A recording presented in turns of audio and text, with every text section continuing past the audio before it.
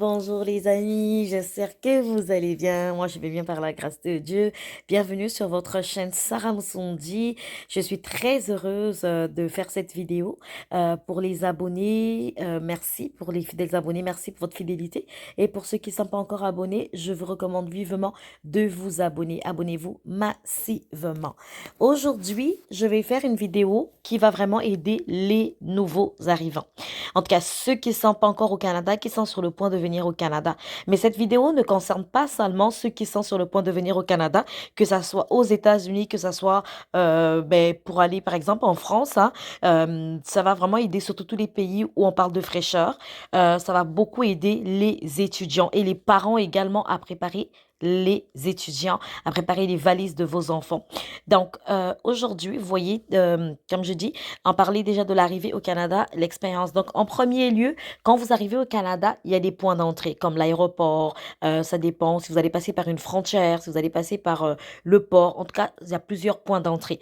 Mais quand vous allez rentrer, en fait, dès votre arrivée au Canada, vous serez accueilli, en fait, par un agent des services frontaliers. C'est la première personne que vous allez rencontrer. Donc, on dit ici, dites-lui que vous venez au Canada pour travailler, par exemple, pour étudier ou, je sais pas, pour visiter. Donc, c'est la première personne qui va vous poser des questions pour s'assurer que vous êtes encore admissible. Il y a certaines personnes qui se voient refuser l'entrée au Canada. Je vous ai déjà dit ça, que ce soit les étudiants, que ce soit les travailleurs, que ce soit les visiteurs. Pour les étudiants, je vais plus me focaliser pour les étudiants. Les étudiants, quand vous arrivez au point d'entrée, vous devez avoir votre passeport, vous devez avoir votre lettre d'admission à l'université, que vous êtes vraiment comme, vous venez pour les études, et vous devrez connaître l'endroit où vous allez également vivre. Donc, à supposant que vous venez étudier à l'université de Sherbrooke ou de Québec, on va vous demander où est-ce que vous allez vivre. Vous pouvez pas dire que vous allez vivre à Drummondville, à moins que vous faites des cours à distance. Mais si ce sont des cours en présentiel, l'agent du service centralier va se douter de quelque chose, il va se dire que vous ne venez pas pour étudier et ça va vous compliquer. Donc, il faut vraiment vous préparer. Veillez à ce que vos documents soient dans un sac à main, par exemple, un sac que vous allez avoir sur vous. Euh, un conseil encore, ne laissez pas vos sacs sans surveillance. En tout cas, ayez vos sacs proches de vous à tout moment. Parce qu'il y a beaucoup de choses qui se passent. Vous savez, vous pouvez perdre juste un sac avec vos documents et ça va vous compliquer. On peut vous renvoyer juste pour ça. Donc, il faut vraiment, comme je dis, préparer votre voyage à ce que vous ayez soit un sac à dos. Ici, on utilise vraiment les sacs à dos. C'est très pratique. Ce sac à dos, vous l'avez tout le temps. Vous ne l'enlevez pas. C'est le sac que c'est le sac que vous allez avoir dans l'avion. Et vous allez mettre tous vos documents là-dedans, vous les classez de manière ordonnée afin de ne pas vous perdre. Vous savez que là, vous avez votre carte d'embarquement, vous avez votre passeport, vous avez vos documents. Si vous allez vivre chez quelqu'un et que vous allez, par exemple, vous êtes à Montréal, vous allez étudier à l'Université de Montréal, c'est pas loin, vous allez vivre chez quelqu'un et vous allez faire le trajet pour aller étudier, vous pouvez toujours avoir comme la note ou la lettre d'invitation, la lettre qui montre que vous allez être hébergé chez cette personne-là qui va vous prendre en charge et connaître les informations qui sont dans vos documents. Parce que l'agent du service frontalier, donc la première personne que vous allez rencontrer, va se charger de vous poser des questions en fonction de vos documents et vous devrez répondre de manière correcte à ce que vous avez rempli. S'il se doute de quelque chose, malheureusement, ça va compliquer également votre situation. Pour les travailleurs, c'est pareil. Il faut connaître votre contrat, il faut connaître où est-ce que vous allez vivre, où est-ce que vous allez travailler. Il faut avoir la lettre, par exemple, d'embauche sur vous. C'est vraiment très important parce que si vous avez, au point d'entrée qu'on peut vous donner le formulaire plutôt que vous allez remplir pour avoir votre résidence permanente. Donc, il faut veiller à tout cela. Et parfois, ils vont vous demander aussi d'avoir, je vois ici vos preuves de vaccination. Donc, ça doit être aussi sur vous. Une preuve de fonds si c'est nécessaire. Une preuve d'assurance maladie. Donc, ça aussi, vous devrez l'avoir sur vous. Une preuve de billets, de billets aller-retour, généralement, qu'ils vont vous demander. Ou si vous avez pas fait un billet aller-retour, une preuve suffisamment, une preuve suffisante de fonds pour payer votre billet retour. Donc, les copies des documents que vous avez fournis à l'appui de votre demande de permis de travail ou de permis d'études. Vous voyez, on demande vraiment que vous devriez avoir ces documents-là sur vous. Donc, n'hésitez pas à imprimer tous les documents nécessaires et les avoir. Vaut mieux avoir tous les documents que de ne pas avoir les documents. Moi, je me rappelle quand je suis arrivée aux États-Unis, quand je suis allée aux États-Unis pour la première fois, euh, on nous avait demandé le billet aller-retour. On a encore pris nos empreintes et on nous a posé des questions. Donc, on vous pose aussi des questions si vous avez emmené de la nourriture. OK? Quand ce sont les étudiants, les parents, arrêtez de surcharger les étudiants. J'ai vu des parents, ben, les enfants vont en France, aux États-Unis, au Canada pour les études, et puis ils surchargent les enfants avec des choses qui sont vraiment impossibles à emmener. Donc, s'il faut emmener les trucs, moi, comme je conseille vraiment les étudiants, la première des choses, comme j'ai dit, c'est d'abord vos documents. La seconde chose, c'est une trousse de soins, de secours. Une trousse vous allez mettre vos médicaments. Les médicaments, pourquoi? Si vous quittez par exemple l'Afrique, il y a le paludisme. Ici, on ne traite pas le paludisme généralement. Ici, on n'a pas le paludisme. Par exemple, aux États-Unis ou en France ou au Canada, ils ne traitent pas le paludisme. Ils ne connaissent pas c'est quoi le paludisme. Donc, ils vont tâtonner avant de pouvoir comme euh, trouver qu'est-ce qui vous dérange parce que la première des choses, ils vont faire peut-être les tests de grippe et autres, mais c'est pas le paludisme comme en Afrique où on sait que le paludisme est fréquent. Donc, il faut toujours emmener au moins un produit au cas où quand vous allez arriver sur place, que le palu fasse surface pendant votre séjour. Euh, ayez une trousse de secours avec ces médicaments-là. Des antibiotiques aussi. OK? Si vous avez de quoi vous faire des tests là-bas avant de venir et quand vous prescrivent des antibiotiques, c'est très important d'avoir des antibiotiques, des médicaments pour la grippe. Vous allez arriver, le changement de saison ici est très, très, très, très, c'est tellement l'habitude, c'est notre quotidien, s'il faut le dire, que ce soit en France, que ce soit aux États-Unis, que ce soit ben, tous les pays où il y a de changement de saison, il y a 4 saisons, ça serait comme si c'est la première fois pour vous, votre corps va subir. Donc, vous allez avoir une grippe, vous allez peut-être avoir des allergies et tout. C'est très important d'avoir des médicaments de grippe. Pourquoi je le dis? Parce que quand vous arrivez ici, vous êtes nouveau arrivant, écoutez, c'est vrai que ça, ce sont des pays très développés, mais croyez-moi, l'hôpital, c'est pas comme en Afrique, où tu te lèves un matin, tu vas à l'hôpital, tu vois le médecin. En tout cas, ici, d'abord, ça coûte cher, surtout pour les étudiants étrangers, ça coûte extrêmement cher. Il y a eu un témoignage d'une étudiante qui avait payé, je pense, que c'est 900 dollars ou 500 dollars, je sais pas, pour l'ambulance. Donc, elle ne savait pas et l'ambulance l'a pris. C'est de l'ambulance ici, on paie par rapport au trajet. Moi, dernièrement, quand j'étais partie, ben, j'avais pris l'ambulance parce que je n'étais pas bien, je ne peux pas conduire. Et l'ambulance m'a conduit, j'ai reçu une facture de 200 dollars. Ok, c'était pas loin. C'était en voiture, là où l'ambulance m'avait conduit, c'est comme 17 minutes. Donc, imaginez si 17 minutes, ça te fait 200 dollars. Si ça fait 30 minutes de route, par exemple, dans une autre ville, imaginez ça fait combien. Donc, il faut comme te dire qu'il y a d'abord l'ambulance, il y a les frais également de santé. Donc, ça coûte extrêmement cher au point où vaut mieux pour toi d'avoir au moins une trousse de secours qui te permet de pouvoir, comme je dis, dès que tu te sens pas bien, les premiers, ben, tu peux te soigner. Tu vas à l'hôpital vraiment si ça nécessite une urgence que tu es à l'hôpital. Parce qu'en premier, les urgences sont tellement engorgées qu'il faut, ben, tu vas vraiment perdre, tu vas aller là-bas, tu vas dormir toute la journée jusqu'au lendemain. Surtout si tu vois que c'est pas grave pour eux, c'est juste une grippe et tout. On va te dire parfois repars, prends de l'eau, je sais pas moi, hydrate-toi, nettoie les narines, des trucs comme ça. On va pas te prendre aussitôt aux urgences. Tu vas comme passer peut-être 2 jours aux urgences avant que tu puisses rencontrer un médecin. Donc, vaut mieux avoir une trousse de premier soin, une trousse de secours. C'est très important. Troisièmement, il faut avoir des vêtements froids. Vous savez, quand vous venez dans un pays comme les États-Unis, le Canada ou autre, où il y a du froid, il faut se protéger. Il faut se préparer pour se protéger. Il faut déjà acheter. Quand je disais d'acheter là-bas, pourquoi? Parce qu'ici, les manteaux vont vous coûter 400 dollars, 500 dollars, 120 dollars, 200 dollars. Et toi, tu es nouveau, tu n'as pas encore peut-être les moyens d'acheter tout ça. Il faut t'acheter un manteau, il faut t'acheter des gants, il faut t'acheter un cache-cou, il faut t'acheter un bonnet, il faut t'acheter des bottes, il faut vraiment des vêtements chauds. Alors, si je demande que tu puisses acheter ça là-bas, pourquoi? Parce que en fait, là-bas, c'est moins cher. Il y a beaucoup comment on appelle ça? Des friperies, des trucs qui viennent, par exemple, des occasions, non, c'est pas des occasions de robe, je sais pas comment vous appelez ça là, mais des trucs qui viennent, par exemple, de la France et tout que les gens bazardent, où il y a des marchés, ben, des friperies, où tu peux acheter des trucs vraiment de bonne qualité, mais à des prix vraiment bas. Donc, un vêtement que tu peux acheter, par exemple, je sais pas moi, à 5 000 ou à 2 000 francs ou à 2 500 ou à 10 000 chez toi, ici, tu vas dépenser ben, le même vêtement, tu vas l'acheter à 500, ben, si on convertit là, ça va te coûter 250 000, 150 000, 40 000. OK? 50 000. Alors que c'est pas, ils doivent dire oui, mais si tu as les moyens, ben, bonne chance.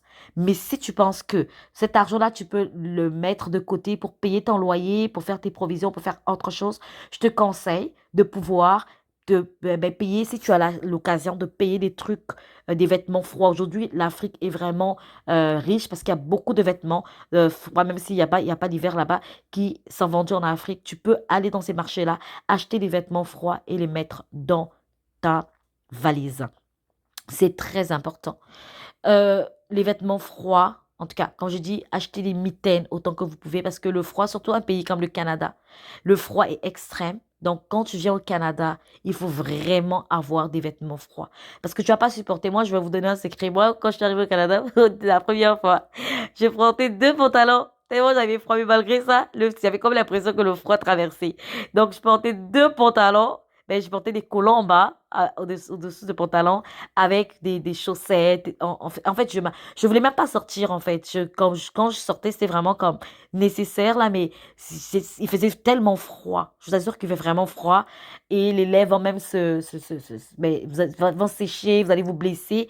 Donc, c'est très important de pouvoir avoir certaines choses déjà que vous pouvez emmener dans votre valise. Les vêtements de froid, surtout si vous venez en hiver, apportez des vêtements de froid. Sinon, vous allez tomber malade bêtement. Donc, des écharpes, des manteaux, des mitaines. Les mitaines sont des gants de fraîcheur, des cache-cou ou des écharpes, des bonnets pour protéger vos têtes, des chaussettes.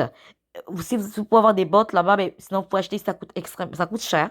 Mais ici aussi, il y a des gens qui revendent, mais ils revendent cher, comme je vous dis. Vous allez avoir 80 $, 100 $, donc ça fait 40 000. Alors qu'en Afrique, il y a des gens qui le vendent à 10 000, 15 000, 20 000, vous pouvez l'avoir.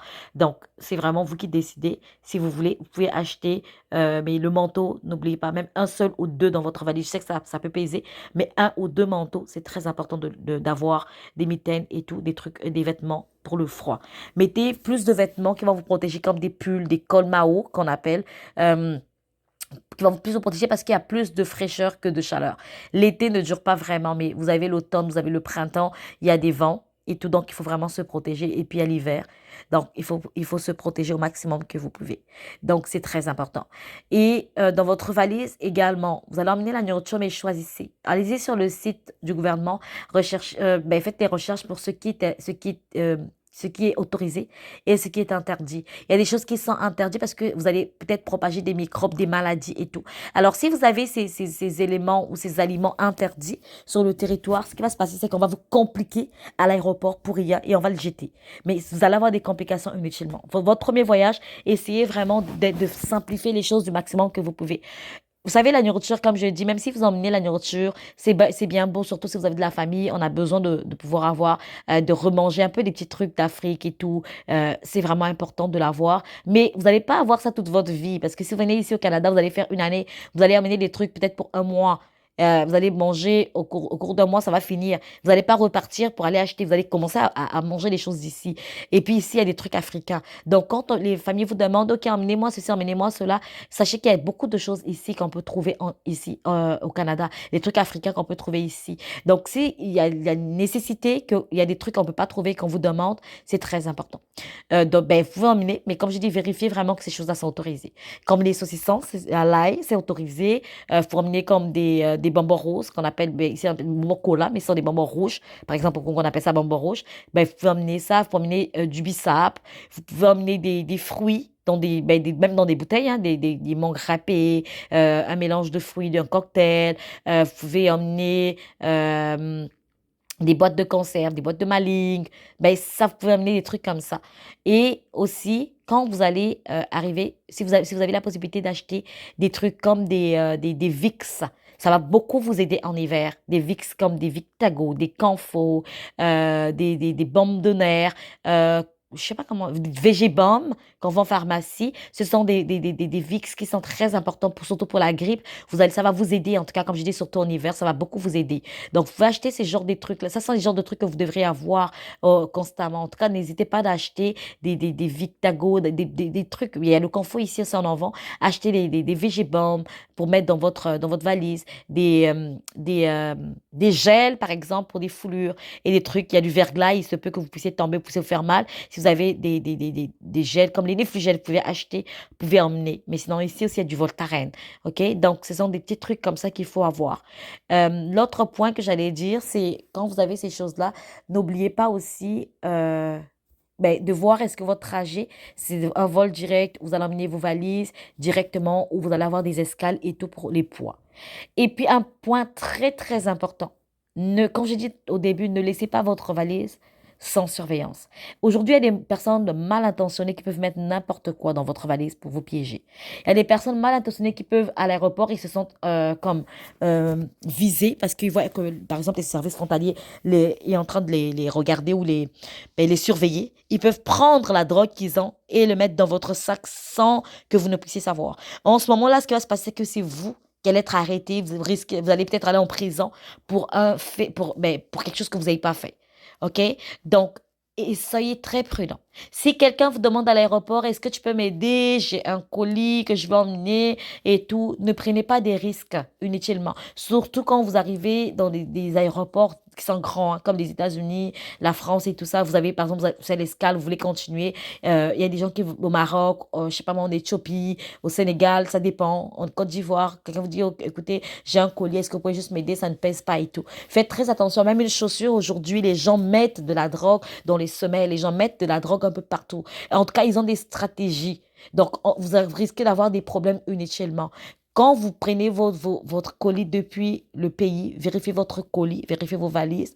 Quand vous arrivez, surveillez vos valises, s'il vous plaît. Sortez avec vos valises vous-même. Ne laissez pas quelqu'un, oh non, excusez-moi, je vais aller me soulager. Est-ce que vous pouvez surveiller mes valises? Vous laissez la personne qui a la valise, vous savez pas, la personne, parfois, sa drogue, va mettre ça dans votre valise pour que vous passiez avec. Si on vous arrête pas, la personne va venir récupérer. Si on vous arrête, la personne va vous laisser comme dans le pétrin, donc, ou dans les problèmes. Donc, faites très, très attention. Soyez très vigilants, surtout les étudiants. Quelqu'un vous dit, non, fais-moi passer, c'est juste des chaussures, je vais te payer 5 000 ou je vais te payer 10 dollars ou tu vas avoir 40 dollars, toi tu dis, je vais avoir de l'argent. Faites très attention, que ce soit des bijoux, que ce soit des chaussures. Aujourd'hui, ils sont très malins, ils peuvent mettre la drogue dans n'importe quoi.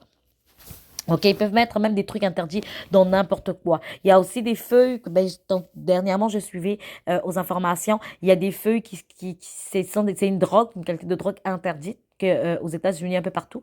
Euh, c'est des feuilles, mais ça se cultive au Kenya. Je pense que c'est au Kenya, oui, qui s'est passé au journal.